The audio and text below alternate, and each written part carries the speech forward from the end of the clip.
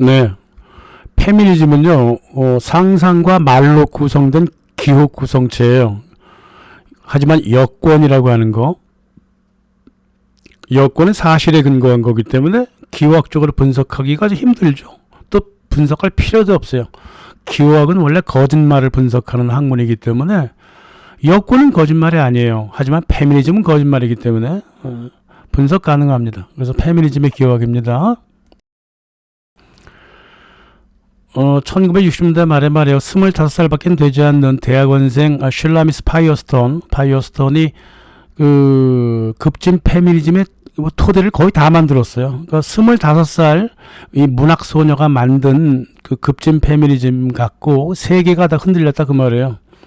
그래서 이 아가씨가 가부장이라고 하는 것을 남성 중심주의로 바꿔버렸어요. 개념을. 그리고 생물학적인 성을 없애버리고 인공적인 성으로 바꾸자 그랬고요. 그거 그대로 따라갔습니다. 가족을 완전히 해체해서 재구성하자 그랬고요. 또 남성 적대하는데 어떠한 정당성이 있느냐, 그런 정서적인 토대까지 확립을 시켰습니다. 그래서 여대생들이 서로 우리가 남성을 적대하는 이유 합의를 이끌어냈던 아가씨예요. 이 아가씨가 했던 말이 무려 40년 50년 동안 유엔이 받아들여갖고 그 페미니즘의 정책을 펼쳐왔던 겁니다. 근데 말이에요, 이 슐라미스 파이어스톤이 자기 책이 잘 팔렸어요. 그 성의 변증법이라고 그래갖고 1970년에 나왔는데 너무 잘 팔리니까 같은 동료 페미니스트들이 이 아가씨를 바보를 만들었어요. 아주 욕하고 막 그랬습니다. 그래서 니네 꼴 보기 싫다고 1980년대부터 은둔 생활에 들어가요. 여자의 적은 여자라더니 그런 일 많았어요. 케이트 밀레트라고 하는 아이도 대학원생도 저기 섹스 폴리틱이라는 책을 썼는데 또 잘 팔렸어요. 그러니까 그만큼 그 당시 미국 그 지식계의 수준이 너무 떨어져 있었기 때문에 70년대. 그래갖고 욕을 되게 많이 먹어갖고 많이 싸웠습니다. TI 그레이슨도 마찬가지고 욕을 많이 먹었어요. 그러니까 서로 질투하는 거죠. 너만 잘나면 안 된다면 질투하는 거예요. 그래갖고 편집형 정신분열증 진단을 받았습니다. 이 파이어스톤이. 그래서 길거리에서 막 소리 지르고 막 발작 일으키고 막 거품 일으키고 막 이래갖고 정신병원에 주기적으로 입원을 했다가 또 가난하게 살다가 고독사로 죽었습니다. 그래도 잘 견뎠어요. 여자가. 그 고독을 다 견뎌냈어. 원래는 자기가 페미니스트 사상가라면 사상가들은 원래 혼자 있는 거 좋아하잖아요. 고독이라는 걸 잘 몰라요. 근데 이거는 소설 쓴 거잖아. 성의 변증법이라고 하는 거는 소설 쓴 거예요. 가부장을 남성 개념으로 바꾸고 얼마나 혼자 재밌겠냐고요.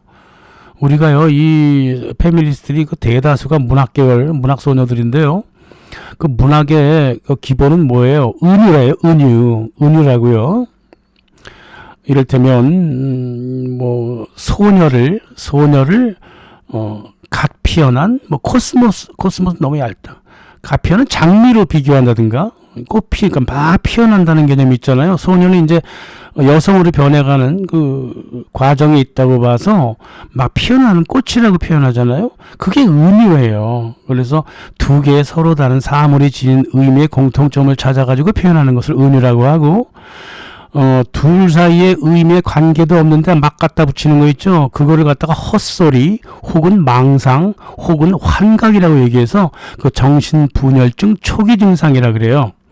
그러니까 소녀를 얘기하듯 저 소녀는 돌이로소이다 뭐 이런 거 있잖아. 소녀와 돌 사이에 뭔 관계가 있어요? 돌은 딱딱해갖고 더 이상 변하지 않아. 하지만 소녀는 변할 거 아니냐고요. 돌은 딱딱해서 물리적으로 딱딱하다고 고체야. 하지만은 소녀는 사람 물렁물렁한 부드러운 고체라고. 그걸 어떻게 같이 표현해요? 페미니즘은 같이 표현하려고 그랬다고. 그러니까 정신분열증 증세를 다 갖고 있었다고 말이야. 그래서 문학가들은 은유적인 상상력을 피워야지 망상적인 상상력을 피우면 안 되는 겁니다. 또 은유적인 상상력을 막 하다 보면 또 상상력이 선을 넘기도 해요. 그럼 도파민이 막 흐르고 아무도 믿지 않는 말 혼자서 확신하고 막 그런다고 말이에요.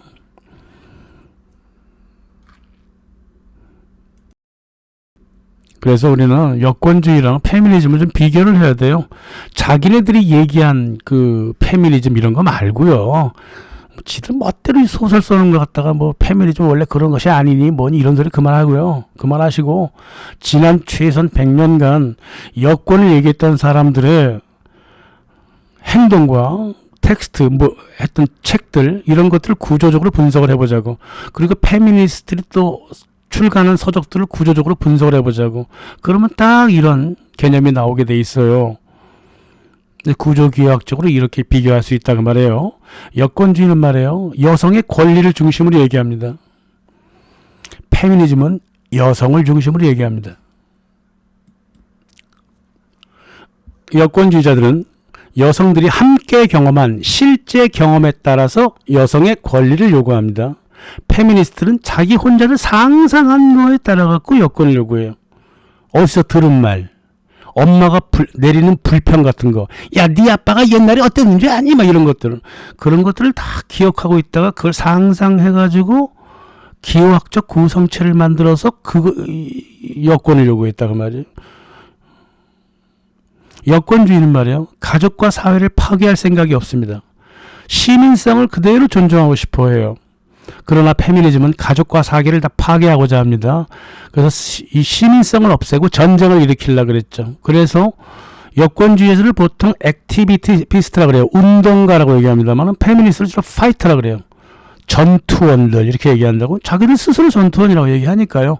왜냐하면 자기들은 남성과 전쟁을 벌이고 있다고 생각하거든요. 여권주의는 뭐냐면 여권을 어떻게 성취하면 좋겠느냐. 여성 먼저 깨닫자 이 말이야. 그래서 여성 교육에 강력한 그 드라이브를 걸었어요. 여권주의자들은 항상 여성 교육을 강조했습니다. 그래서 솔직하게 얘기해서요. 여성의 깨달음과 여성의 능력 개발, 여성 교육을 강조하면 무조건 여권주의자고요. 여성의 교육 자질과 상관없이 남성 퇴보만을 원하는 게 페미니스트예요. 예.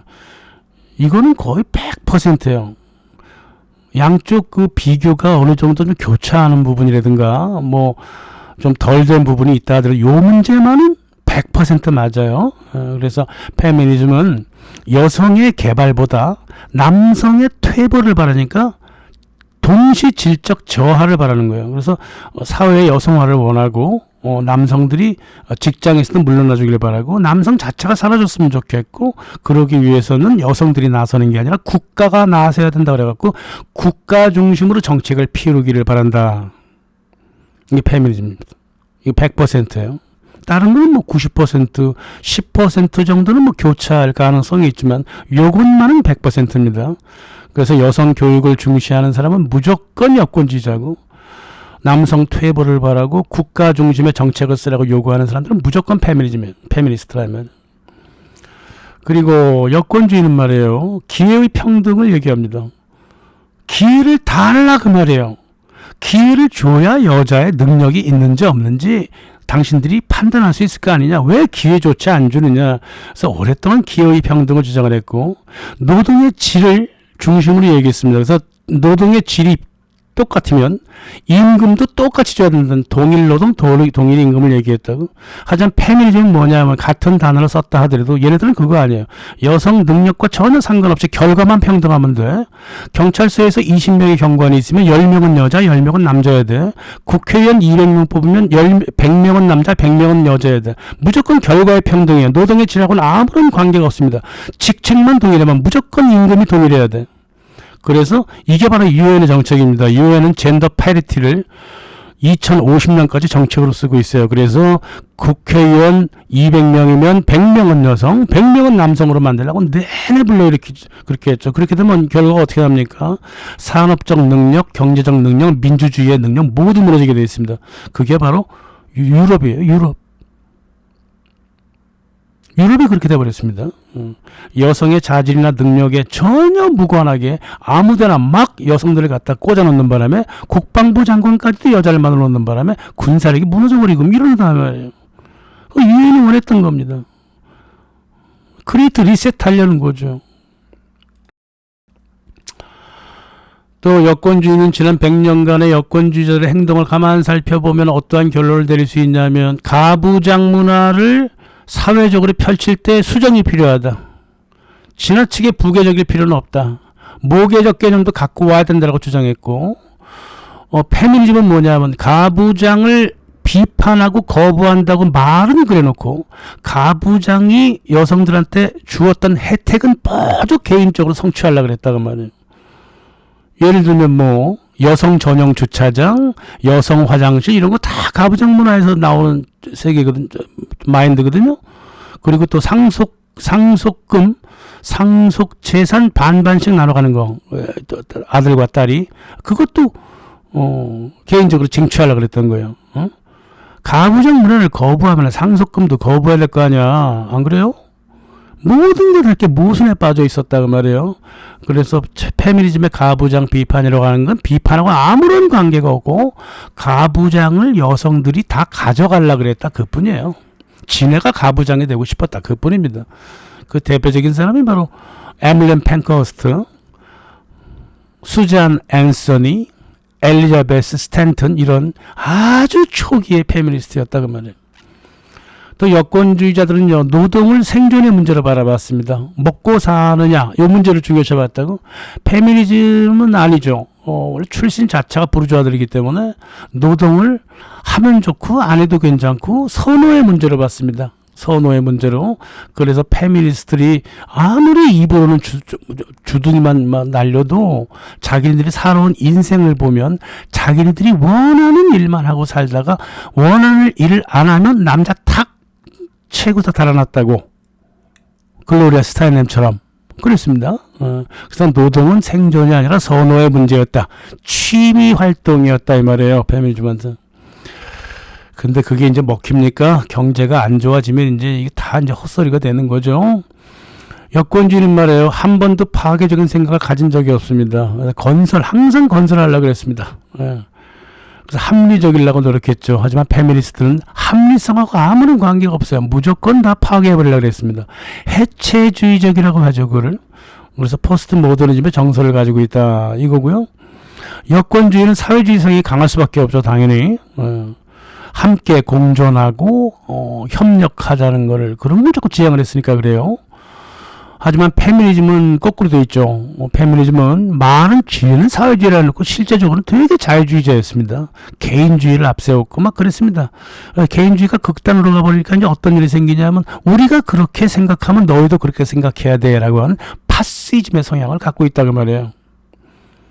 그래서 자유파시스트가 된 거예요, 이 페미니즘이.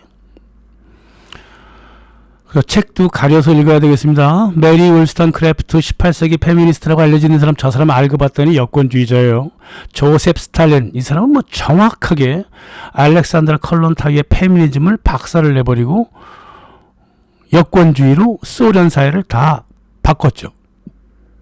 그래서 소련 사회가 지금까지도 러시아 사회가 여권주의가 가장 발달되어 있는 나라예요. 저 나라가. 여자들한테 어떠한 차별이 없어요. 생물학적인 거 빼고요. 말도 안 되는 소리. 그 생물학적인 것도 차별 없다는 게 페미니즘 아니에요. 다르다니까요. 한국에서는 박헌영 씨가 한국 정치인으로서는 이제 여권주의자로 잘 알려져 있고, 또 엠마 골드만 러시아와 미국을 왔다 갔다 하면서 여성의 깨달음을 되게 요구했고, 결혼 제도를 거부한 상태에서 남녀의 자유로운 가족 형성 이런 것들을 원했고, 또 무에르스 리브레스 1930년대 스페인 여권주의자들입니다. 무에르스 리브레스가 한 4년인가 5년밖에는 그렇게 오래 가지가 못했는데 저 스페인 내전 때문에 그 당시 미국 그 페미니스트들이 이 단체에 와가지고 워낙 유명한 단체였기 때문에 와가지고 당신들은 왜 성평등을 주장하지 않느냐 그랬을 때 무에르스 리브레스는 당신들이 말하는 성평등이 뭐냐? 우리는 남녀평등을 원하지 생물학적 성평등에 대해서는 관심이 없다. 우리는 당신들처럼 남성 적대하지 않는다. 우리는 당신들처럼 가족과 사회를 파괴하지 않는다. 우리는 건설한다. 건설하지 않으면 우리가 존재할 이유가 없다. 그랬다고 말이에요. 또 카미 파글리아, 페미니스트의 아픈 손이라고 그러죠. 가장 똑똑한 여자인데 가장 페미니스트 비판을 많이 했어. 좀 욕 좀 그만했으면 좋겠는데 끝없이 욕을 하는데 도대체 반박할 구석이 없단 말이야. 그래서 카미 파글리아가 그랬습니다. 나는 가부장 문화가 나를 페미니즘으로 만들었다. 가부장 문화가 싫어서 내가 반대로 갔다는 게 아니라 가부장 문화가 나를 페미니스트로 만들 수밖에 없는 토대가 되었다. 나는 가부장에 무척 감사한다 그랬습니다. 이런 식으로 얘기를 하니까 보통 페미니스트들이 미치고 팔짝 뛰는 거죠. 하지만 누구도 반박할 수가 없었어요. 또 캐럴 질리건, 페미니즘은 여성의 시각으로 세계를 보는 거다. 왜 남성의 시각으로 세계를 보면서 너희들 스스로 페미니스트라 그러냐? 창피하지 않니? 그랬던 사람이고, 남자와 여자는 서로 공존해야 되고 톱니바퀴처럼 굴러가야지. 그 톱니가 서로 이가 서로 똑같이 이를 세우면서 부딪히면 어떻게 세상이 흘러가겠니? 그랬고, 낸시 프레이저는 늙어서 땅을 치고 통곡하고 있잖아요. 이 도대체 페미니즘이, 여권으로 가야 할 페미니즘이 이런 엉터리 페미니즘 와가지고 여자들을 고통 속으로 몰아넣었어요. 이를 어찌하면 좋을꼬. 낸시 프레이저가 그렇게 땅을 치고 후회를 하더만요. 많이 후회했죠. 뭐 태미 브루스도 그래요. 캘리포니아 여성협회 위원장이잖아요. 큰일 났다 그랬습니다. 여권주의로 되돌아가자. 네오미 울프도 그랬습니다. 저 유명한 작가가 이거 페미니즘은 이거 잘못된 거니까 여권주의, 응? 우리 할머니들이 했듯이 여권주의로 가자. 크리스티아나 호프 서머스, 도대체 우리 여권주의를 이렇게 족적도 없이 박살낸 게 누구냐? 남자냐? 아니다. 여자다. 페미니스트가 우리 여권주의자들을 지구상에서 쓸어버렸다. 그랬단 말이에요. 좀 일찍 죽은 사람, 저 도나 라플람보아즈라고 있는데, 이 여자는 너무 일찍 죽었어요. 아주 능력이 뛰어난 사람인데, 기후변화 거짓말, 페미니즘은 더욱더 센 거짓말. 그렇게 얘기했습니다. 그리고 페미니스트는요, 남성 적대와 가족 해체를 기본으로 삼고 있는 엘리자베스 스탠튼이 있고요. 프리드리 엥겔스가 있습니다. 가족 해체 선두주자 프리드리 엥겔스. 또 클라라 제트킨도 뭐 조금은 뭐 그런다 하더라도 마찬가지 페미니스트였고, 저 유명한 에밀린 팬커스트 페미니스트였고, 시대의 창부 시모누 드 부바르 페미니스트고요. 발레리 솔라네스 뭐 처음부터 정신분열 증세를 갖고 있던 사람이었고, 또 록펠러의 딸 에비 록펠러가 셀 16, 셀 16을 만들어서 페미니즘의 그 성 있잖아요. 포르노 문화를 퍼뜨리기 시작을 했다 말이에요. 포르노 문화 퍼뜨리는 거는 사회를 완전히 박살내는 제일 좋은 방법이라고 뭐 프로이트주의자들이 이미 얘기했잖아요. 게르드 루카치가 이미 얘기했다고요. 사회에 성적 혼란을 만들면 그 사회가 분열돼 버린다. 이건 뭐 게르드 루카치가 그렇게 해서 헝가리를 분열시켜 가지고 헝가리 문화를 개판으로 만들고 그랬죠. 미국에서도 이제 뭐 킨제이 리포트 써가지고 그렇게 만들었잖아요. 그래서 이 페미니즘은 말이에요. 지금은 급진 페미니즘의 대표인데요. 실은 뭐 제가 누누이 말씀드리듯이 급진 뭐 무슨 페미니즘 무슨 얘기할 거 없어요. 페미니즘은 무조건 다 급진 페미니즘이에요. 예외가 없습니다. 엘리자베스 스탠턴부터 지금까지. 또 캐서린 맥키넌, 뭐 자기가 스스로 공산주의자라고 뭐 자랑스럽게 얘기했던 국가 정책으로서 페미니즘을 설계를 했던 캐서린 맥키넌, 자기 스스로는 이제 법률가라고 얘기하지만 그 법률 해석한 거 가만히 읽어보면 무조건 다 소설 쓰고 시 쓰고 앉아있단 말이야. 저 게르만 그리어 이 여자는 뭐 좀 철이 들었나 싶으면 철 안 들었고, 철이 들었나 싶으면 철 안 들었고, 그래 한짓거리가. 뭐 주디스 버틀러는 뭐 페미니스트라고 보기는 어렵죠. 얘는 간첩이에요. 그냥 페미니즘에 어떠한 관계도 없어. 여기 지금 저 유명한 누군데 글로리아 스타인은 안 써놨잖아요. 글로리아 스타인은 페미니스트도 아니고 여권제도 아니고 아무것도 아니에요. 간첩이에요. 주디스 버틀러도 그냥 간첩이에요. 근데 그래도 이제 페미니즘 성향을 많이 갖고 있어 적어놨다 그뿐이에요. 그리고 워라밸 따지는 것들. 워라밸이라는 게 뭐냐면은 나의 개인적인 욕심과 직장에서의 사회적인 욕심을 동시에 균형 잡겠다라고 하는 신자유주의가 만들어놓은 파생적인 철학이라고 말하기 뭐하고, 웃기는 짓거리죠. 직장과 자기 욕심을 밸런스를 잡겠다고 잡아봐라 되나. 이렇게 철딱서니가 없어 페미니스트들. 아무튼 페미니즘이 거의 다 죽어갑니다. 근데 이제 국가 정책으로는 계속 남아있기 때문에 낸시 프레이저 같은 사람들이 많이 더 나와줘야죠. 낸시 프레이저 테미 브루스처럼 기존의 정치계에서 많이 활동했던 그 여권주의자들이 페미니즘한테 빼앗겨간 그 여권주의의 많은 힘들을 다시 되찾아와야 되겠죠. 자, 그래서 여권주의와 페미니즘의 차이는 바로 이렇답니다. 기호학 TV였습니다.